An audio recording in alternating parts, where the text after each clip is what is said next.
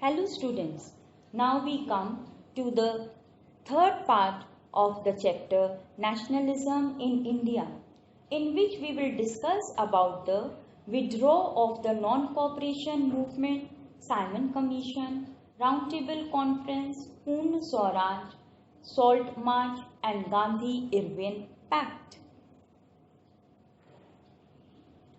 Gandhiji withdrew the non-cooperation movement in February 1922 and analyzed the situation, why it was not being successful. First, he analyzed that the movement was turning violent in many places. Second, satyagrahis needed to be properly trained. And the third, within the Congress there was a tussle in which some of the Congress members do not want that mass movement would be carried forward, and instead they wanted to go in the provincial council elections, win some seats and come in the formation of the government, whereas some want to still support the mass agitation. So a political party was being formed from the Congress known as the Swaraj Party. It was headed by C.R. Das and Motilal Nehru. They wanted to return to the council politics, whereas the younger leaders like Pandit Jawaharlal Nehru and Subhash Chandra Bose wanted radical mass agitation and full independence. In such a situation, there came two main factors which shaped the Indian politics towards the late 1920s. The first one was worldwide economic depression, due to which the agricultural prices began to fall down from 1926 and collapsed after 1930. As the demand for agricultural goods fell and exports declined, peasants found it difficult to sell their harvest and pay their revenue. Second, a statutory commission was formed under Sir John Simon.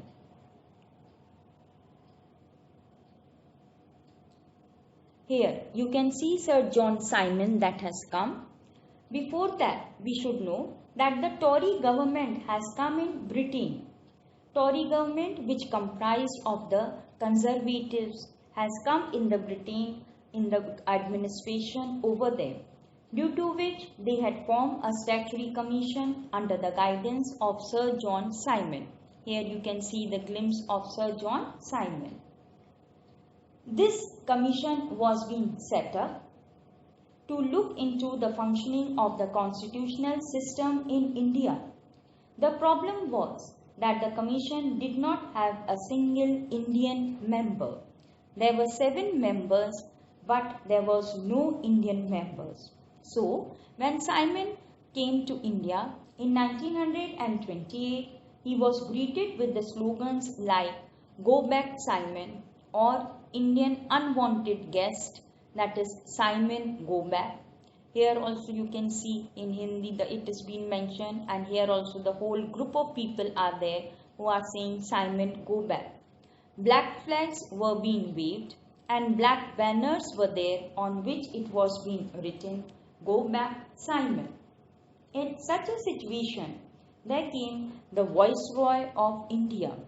The Viceroy of India was now Lord Irwin. Here you can see the glimpse of Lord Irwin. He said he gave a vague offer in October 1920 for a dominant status, in which the Indian people would have the right to rule but were supervised by the British, and asked few Congress members, because Congress was the main party supporting the independence and nationalism, to come and attend the Roundtable Conference. But Pandit Jawaharlal Nehru and Subhash Chandra Bose, they were more assertive and they did not went to attend the conference. In December 1929, under the presidency of Pandit Jawaharlal Nehru, The Lahore Congress session formalized the demand of Purna Swaraj, or full independence for India. It was declared that 26 January 1930 would be celebrated as the Independence Day, when people were to take a pledge to struggle for the complete independence. In such a situation, a movement was being started by Gandhiji known as the Dandi March. On 31st January 1930, he sent a letter to Viceroy Irwin stating 11 demands. Here you can see the 11 demands that have been there. Some were general and some were specific, related to industrialists and the peasants. And he gave an ultimatum to him that by 11th March fulfill the demands or he would launch a civil disobedience campaign. As usual, Lord Irwin did not accept the demand. So, Mahatma Gandhiji started the Dandi March from Sabarmati Ashram to Dandi, a coastal place in Gujarat. He had started with 78 of his trusted volunteers. The march was over 240 miles from Gandhiji's ashram. The volunteers walked 24 days, about 10 miles a day. Thousands came to hear Mahatma Gandhiji wherever he stopped, and he told them what he meant by Swaraj and urged them to peacefully defy the British. On 6 April 1930, he reached Dandi and ceremony violated the law, manufacturing salt by boiling the sea water. Here you can see by boiling the sea water, salt is being done, and here is Gandhiji. This movement went on at different places. Gandhiji not only asked the people to defy, but also said that do not follow the rules and break the laws over there.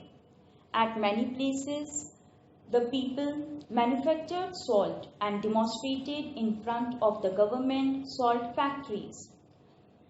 The movement spread, foreign cloth was boycotted, liquor shops were picketed, peasants refused to pay revenue and chowkidari taxes, village officials resigned, and in many places the forest people violated the forest laws, going into the forest where it was reserved and protected to collect wood and graze the cattle. Worried by the developments, the colonial government began arresting the Congress leaders one by one. This led to violent clashes in many places. When Abdul Ghaffar Khan, a disciple of Mahatma Gandhi, was arrested in April 1930, angry crowds demonstrated in the streets of Peshawar, facing armored cars and police firing. Many were being killed. A month later, Mahatma Gandhiji himself was arrested. The industrial workers in Sholapur attacked police posts, municipal buildings, law courts, railway stations, all the structures that signified the British rule. So the government attacked the peaceful satyagrahis, women and children were beaten, and lakhs of people were being arrested. At such a situation, Mahatma Gandhiji decided to call off the movement, that was Civil Disobedience Movement 1.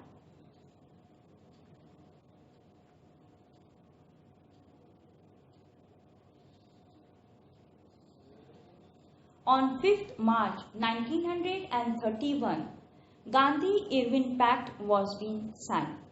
Here you can see Mahatma Gandhiji, and here Lord Irwin is being there. Here this was in the newspapers at that time. This kind of statements were being published.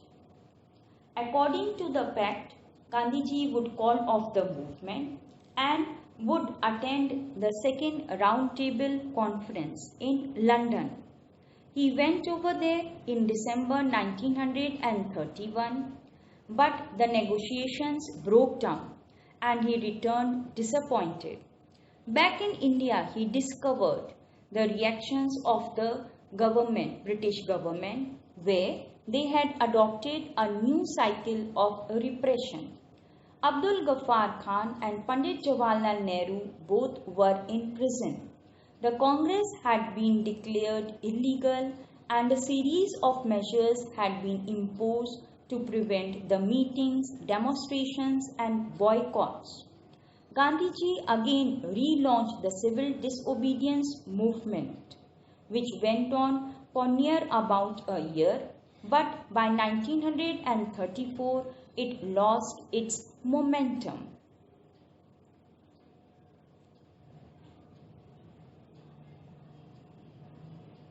Here you can see the round table conference that were being held and the second round table conference. These are the glimpses of the round table conference.